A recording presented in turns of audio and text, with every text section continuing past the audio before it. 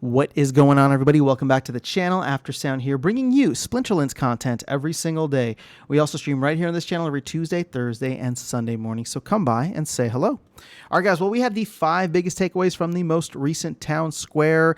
This was for August 7th. 2023, and I'll tell you right off the bat, I don't expect this video to be too long because while there was one major announcement, the rest of it was cool, but there wasn't anything that, was like crazy out there. But I did fill up 5 things, so we'll talk through them as quickly as I can. And if you have any questions, of course, leave them in the comments. All right, number 1, big one, Land 1.5 access, or MAV access is coming by the end of this upcoming weekend, which is August 13th is Sunday, so it'd be the last possible day. To me, that's awesome. That means Land is right around the corner, although the team did not want to commit to a full release date for Land 1.5. We're going to be going through this QA process as a community. I'm sure the team is doing that right now as well. So I still feel like my prediction for August 22nd, that Tuesday maintenance window, is a good bet. Just because, 10 to 12 days on the MAV server should hopefully be enough. But, maybe I could still be wrong. I'm just being optimistic right now that we'll get it on the 22nd. But if not, hopefully we get it by the 29th. That gives, MAVs 2 weeks to take care of things or to check things out and the team to address them. But one important thing that I think is worth mentioning is Weirbeard said that they're in a position now where it's not like, hey, is this something that's going to delay Land or is whatever? It's like, does this need to make it in this, 1.0 or 1.5, or can we push it to 1.6?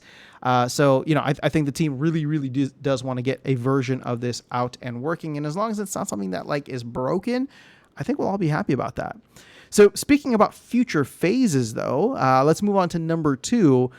This is something that probably, it was maybe even said before, makes a lot of sense, but Land 1.5 built foundation for future phases. So Weirbeard was talking about this, and for me, when I have my Papa Bear hat on, I'm always like, man, Land 2.0 seems like such a massive project, and with all the delays of Land 1.5, I wouldn't be surprised if that thing gets delayed. And again, this is not me trying to throw shade on the developers or the team. It's simply because I understand after seeing 1.5, when you're going through the process and you just realize hey, we want to do this thing, but as soon as we start planning for it, we realize we got to do X, Y, and Z before we do that. That had me thinking, being a little bearish, right? Like I said, right? Papa Bear hat on for 2.0 and being like, man, it's going to take a long time, right? So maybe we got to add some time to the estimates, but the fact that, 1.5 has the foundation for it where, the DEC staking is already implemented, the card staking is already implemented. Those are 2 major aspects that are not going to change for 2.0, right? When we get 2.0, it is going to be mainly a bunch of new resources and buildings. And so, yes, there'll probably need to be a lot of creative assets put together by the creative team. But ultimately, there's obviously a lot of time between now and then. The other part that I really like is that 1.5 to 2.0 may be an iterative process, as we were talking about with a 1.6 release, right? So the team has already been talking about land surfing and DEC markets and all this stuff, grain markets, LPs, all that is going to be put in for this kind of 1.5 or 1 to 1.5 month update after Land 1.5 comes out, and they're kind of already dubbing it 1.6.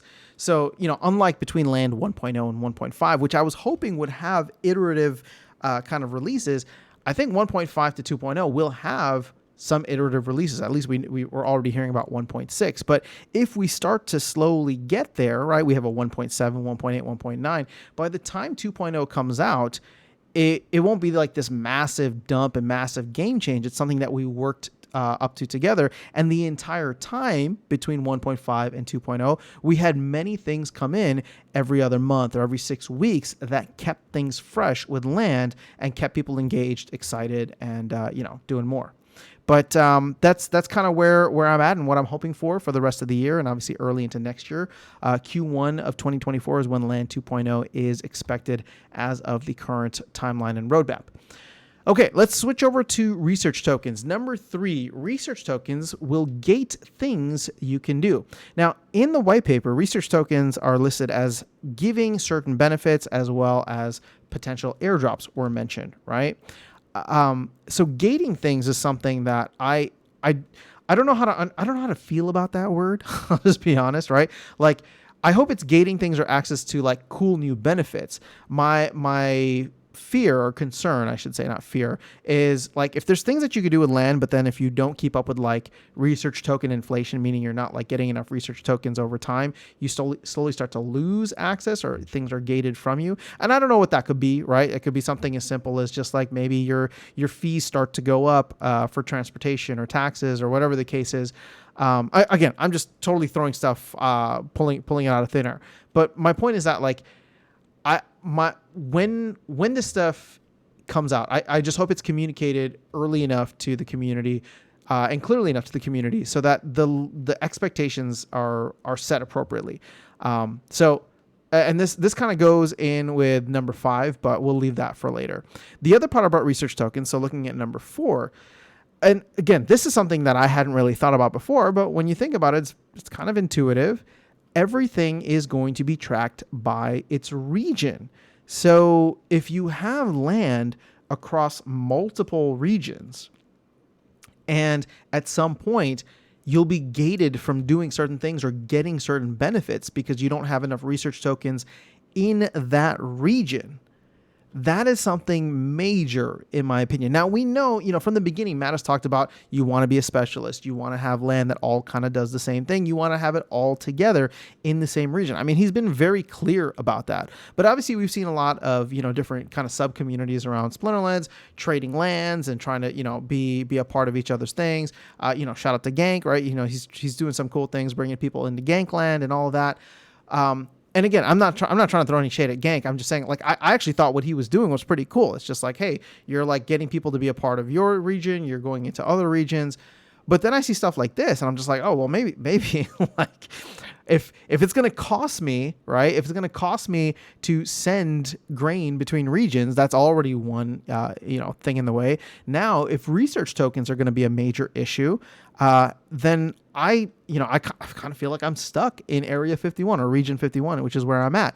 If I'm gonna buy more land in the future, I think I would want to make sure that I get it in Region 51, simply because that's kind of where like my home base is. Now, I could start a completely separate home base, right? I could start a new business, land business, as Matt puts it, in a completely different region, but then the crossover between those, I would have to pay for whatever grain or resources I would need to send. And then of course the research token thing that we're talking about today is going to be an issue where if I'm not going for enough research tokens, maybe I lose out on benefits for that other, those other plots of land.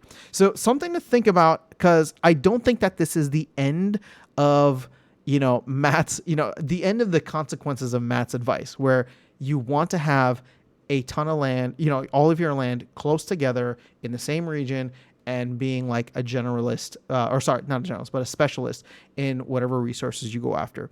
So again, just chalk it up. There's another thing here, something to think about as you go about buying plots. And, it makes me think that over time, we'll probably see a lot of like buying and selling, but people will settle into certain regions and start to, build their kind of land businesses there.